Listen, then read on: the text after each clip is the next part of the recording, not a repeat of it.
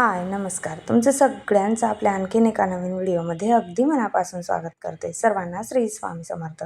तुमचा सगळ्यांचा आजचा दिवस खूप छान, मस्त, आनंदाचा आणि आरोग्याचा जा अशी स्वामींच्या चरणी प्रार्थना करते आणि आजच्या वेळेला सुरुवात करते. कशा आहात तुम्ही सगळ्याजणी? खूप छान, मस्त आणि मजेतच असणार. कालच्या व्हिडिओला केलेल्या कमेंटसाठी, केलेल्या लाईकसाठी तुमचं खरंच खूप मनापासून आभार मानते. तर काल काय झालं, कपडे मी बाकीचे थोडेसे होते ना ते हाताने धुवून घेतले आणि जे स्कूलचे कपडे होते ना ते तसेच राहून गेले आणि रविवार होता, असं काही स्कूलचे कपडे धुवायचे तर असं लक्षातच आलं नाही मुलींचे, तर ते तसेच राहिले. आणि ज्यावेळेस कपडे वगैरे धुवून मी टाकायला गेले तेव्हा लक्षात आलं की अरे, आपले बाकीचे कपडे धुवायचे राहिलेले आहेत. तर मग एकदाचं जर आपलं काम झालेलं असलं की नंतर आपल्याला कंटाळाच येतो ते काम परत करायचा. तर मग मी काय केलं, ते कपडे मग मशीनलाच लावले आणि त्यानंतर जीन्स वगैरे होत्या त्यांच्या 2-3 त्या आणि टॉवेल वगैरे असं जे काही होतं ना ते मशीनलाच लावून दिलेलं होतं. तर ते संध्याकाळी काही लवकर सुकून झालेलं नव्हतं, कारण टाकायला उशीर झालेला होता आणि जीन्स कसं थोडं उशिरा टाकल्या म्हणजे सुकतही नाही. तर ते कपडे संध्याकाळी तसेच राहिलेले होते घड्या करायच्या. मग सकाळी आधी किचनमधलं थोडंफार जे काही होतं ते आवरून घेतलं आणि त्यानंतर मग त्या कपड्यांच्या घड्या वगैरे करून कपाटात ठेवल्या. आणि टॉवेल जे आहेत ते रोजच्या रोज इथे टाकलेलेच असतात. ते झाडांना पाणी वगैरे घालून झालं. सकाळची जी काही सुरुवात होती दिवसाची मस्त छान अशी झालेली होती नेहमीप्रमाणे. झाडांना तर सध्या म्हणजे रोजच्या रोजच पाणी घालावं लागतं, कारण एक दिवस जरी पाणी नाही घातलं तर खूप जास्त म्हणजे अशी पानं कोंबल्यासारखी होऊन जातात किंवा पिवळीसुद्धा पडतात. त्यामुळे रोजच्या रोज झाडांना पाणी घालावंच लागतं आणि ऊन तर खूपच जास्त आहे. तर रोजच्या रोज पाणी दिलं तर झाडंही छान मस्त हिरवीगार राहतात आणि आहेतही. मी रोजच्या रोज झाडांना पाणी घालतेच, थोडं का होईना पण पाणी रोज झाडांना दिलंच पाहिजे. किंवा आपल्याकडे पक्षी वगैरे येत असतील ना तर त्यांच्यासाठी सुद्धा आपण एखाद्या बाऊलमध्ये वगैरे थोडंफार पाणी आपण ठेवलंच पाहिजे, जेणेकरून आता उन्हाळ्याचं कसं त्यांनासुद्धा पाणी मिळत नाही, त्यामुळे पाण्याची खूप जास्त त्यांनाही गरज असते. आमच्या तर बेडरूममध्ये येतात, इकडे हॉलमध्ये जाळी लावलेली असल्यामुळे तिथे काही पक्षी वगैरे येत नाही. तर चला, दुपारच्या वेळेस मी काय केलं, पटकन कामं वगैरे झाल्यानंतर ना हे ब्लाऊज कटिंग करून घ्यायचं होतं आज. मध्ये 1-2 दिवस मी गॅप दिला, कारण पायाचा ना गुडघ्याला खूप जास्त त्रास होत आहे माझं, काय माहीत नाही का. तर पण एक डाव्या पायाचं गुडघ्याला असं वाटत होतं थंडीमुळे त्रास होत असेल, पण आता जरा जास्तच होत होता. आणि हे लास्ट एवढं ब्लाऊज बाकी होतं शिवायचं, तर तेवढं आता आज कंप्लीट करून देते. कारण का तर मग स्टडी टेबलच्या इथंसुद्धा मुलींना काढता येत नाही, मशीन ठेवलेली असल्यामुळे तिथे त्यांना तो स्टडी टेबल ओपनच करता येत नाही. त्यामुळे पटकन आता हे ब्लाऊज कंप्लीट करून मला मशीन तिकडे बाल्कनीमध्ये ठेवायची होती आणि तिथली जागा मोकळी करून घ्यायची होती, कारण मशीनमुळे तिथे खूप जास्त पसाराही होतो आणि जागा पण कमी पडते. त्यामुळे आज म्हटलं शेवटचं हे राहिलेलं आहे आणि याला पूर्णविराम आपण देऊया, त्याच ठरवलेलं होतं. तर ते ब्लाऊज कटिंग करून घेतलं आणि साधंच होतं, म्हणजे 4 टक्सचं आहे पुढच्या साईडने आणि मागच्या साईडने त्याला मटका गळा करून घ्यायचा. तर मटका गळा जर शिवायचा असला ना तर अशा पद्धतीची ट्रिक जी आहे ना ती खूप छान असते. म्हणजे एकदम सेपमध्ये जो गळा आहे ना आपल्या पाठीमागचा तो येत असतो या पद्धतीने. त्याचं जर मार्जिन वगैरे करून आपण कट करून घेतला ना तर छान गळा आपला कट होतो आणि एकसारखा व्यवस्थित असा येतो. नाही तर बऱ्याच वेळेला आपण जातो करायला ना तर गोल होऊन जातो मटका गळा जर कट करायला गेलो तर. पण या पद्धतीचं माप जर घेतलेलं असलं तर मस्त छान असा गळा या ब्लाऊजचा आलेला होता आणि पुढची साईड वगैरे पूर्ण व्यवस्थित अशी शिवून झालेली होती आधी. आणि साधंच असल्यामुळे जास्त काही वेळ लागला नाही. मटकाच गळा करायचा होता मागच्या साईडने आणि पुढेही एकदम सिंपल होतं सगळं. त्यामुळे लवकर कट करून मी त्याला शिवायला घेतलेलं होतं. आणि कडकमधले जर ब्लाऊज असले ना तर शिवायला एकदम इझी जातात. आणि हल्ली जे नरम वगैरे म्हणजे असं जसं साडीचा कापड असला ना तसे जर ब्लाऊज येत असली तर ते ब्लाऊज जरा शिवण्यासाठी हार्ड जातात. आणि त्यातल्या त्यात अजून डिझाईनची जर असली ना तर त्यांना खूप जास्त उशीर लागतो. पण कडकमधले ब्लाऊज अगदी पटकन आपण शिवून घेऊ शकतो आणि फिनिशिंगसुद्धा छान येते कडक ब्लाऊजांची आणि व्यवस्थित बसतात सुद्धा.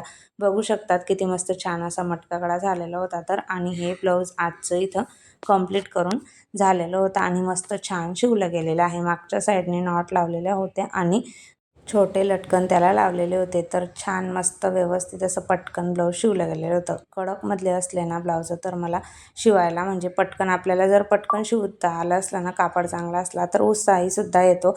आणि जर असं इकडे तिकडे पडणारा कापड असला ना तर आपल्याला सुद्धा बोरिंग वाटतं हे काम करण्यासाठी. पण व्यवस्थित जर होत गेलं तर मग आपण करतो.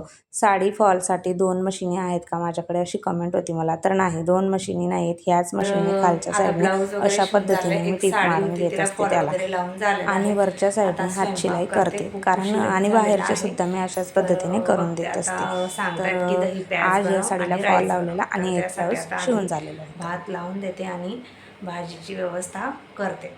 तर चला, ब्लाऊज वगैरे शिवायला काही एवढं हे नाही, पण दिवसभराच्या कामातून वेळ काढून एक्स्ट्राचंच काम होऊन जातं ते, त्यामुळे जरा थकवा येतो. तर आता चपात्या वगैरे काही करणार नाही आहे, फक्त भातच करणार आहे आणि दही प्याजची एक मस्त छान अशी भाजी आहे, त्याची क्विक अशी रेसिपी जी आहे ती तुमच्यासोबत शॉर्टकटमध्ये शेअर करतेच. तर चला.